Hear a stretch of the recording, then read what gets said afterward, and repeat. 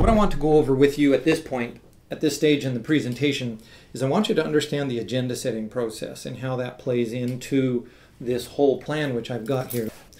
John Kingdon, in 1984, was trying to convey to people how the agenda setting process actually is conducted in the United States and probably in any country throughout the world for that matter. What he talked about is an idea where there's three streams that actually have to converge. The top stream, the problems stream, is easily identified. There's always a problem which is in the public debate and is ongoing all the time. So identifying the problems has never been a problem in public administration and in governing. So we can move right on to the next stream, which is the policy proposals stream. Once you've identified a problem, then it's time to get intelligent minds together and actually identify a policy proposal, something that would fix those problems. Having a clearly identified problem makes it easier to establish a policy proposal that will fix it. And so we will be talking about that. And then we have the politics stream. Now that's the most difficult for us to actually work toward is getting the politics stream to converge with the other two. And when those three streams converge, what you have then is you have a policy window, and that's what Kingdon called it, was the policy window. This is how the agenda setting process works, and you have to have those streams converge into one window, which is an extremely difficult process. Probably for every 20 proposals that are actually put forward for policy change, out of those 2 or 3 would be lucky to get through and actually become policy. And that's the difficulty that we face. Okay, the next slide here. In 2011, Time magazine named the Protestor the Person of the Year. In the year, at the peak of that year, at one point in time, the estimates were that there were 951 cities that had become involved in a protest movement and been the target or held or hosted a protest movement in 82 different countries. So 2011 will probably be recognized as the year in which things started to change. People started to talk about things, about policy and problems differently. Remember we were talking about, going back one slide, we were talking about the policy problem stream. The problems became insurmountable. They became huge in 2011, and that was why all of these protesters were out in the streets throughout the world.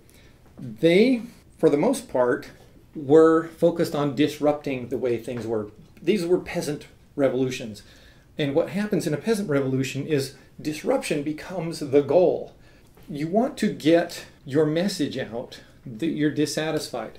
And so that's what happened in 2011. Hundreds of thousands of people were on the streets, occupying squares throughout the world, saying, we are not happy, we have a problem. And what happened in Tahrir Square, the protesters used Twitter, Facebook, and their cell phones and their laptop computers in order to organize.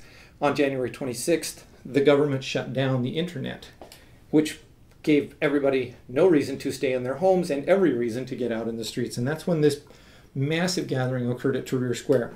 Okay, what happened a year later, when they were actually forming the government in Egypt, is the individuals who were the primary occupiers of Tahrir Square formed the Revolution Continues Party for the elections, for this governing process to actually establish a governing narrative rather than a protest narrative. They got 7 seats out of 498, which gave them 1.4% representation in the new government that will be deciding the future of Egypt. Islamist parties, who had been banned under Mubarak, actually were able to form 67% or more. By the time they actually leverage that up, it'll probably be closer to 75 to 80% of the governing seats will be controlled by Islamist parties. This is not what the people in Tahrir Square wanted, but it's what they got because they didn't have a governing narrative. They just had a protest narrative. Organizational elites, it doesn't matter which organization, if you've got an organization, you are in a better position to take advantage of a disruption narrative even better than the people who actually caused the disruption because you've got an organization, you've got an institution to parachute in. And so that's what my presentation here is about. Protest narratives are not governing narratives. History has repeated itself over and over and over again since the famous storming of the Bastille in the French Revolution in 1789. If we're going to learn anything from history, we need to learn that history will continue to repeat itself. And that is, protest narratives will not lead to governing under the current system. So once again, I'm going to return you to the Kingdon's policy window here and look at the streams. Problem stream, easily done. Policy proposal stream, we're going to talk about that next. And then we're going to talk about the politics stream. By the time September rolled around and the Occupy movement became popular in the United States and then grew around the world by October and November, they had learned that they need to get policy proposals forward. So they held what they called circle time or general assemblies.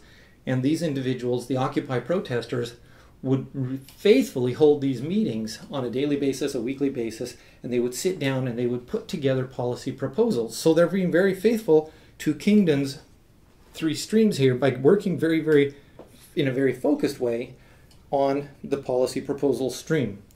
What actually came of that? They relied upon the mainstream media to get their new narrative out.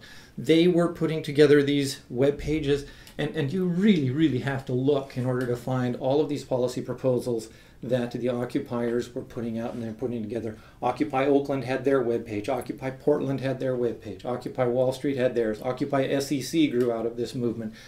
Amazing, intelligent proposals were being put together by these general assemblies, these circle time meetings that were being held.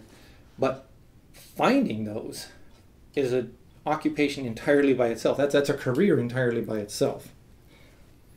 So what I have together here, and what I'm going to show you on the posters next, is my idea for a vehicle, the engine that will propel that vehicle, and the fuel that will be needed to actually run that engine.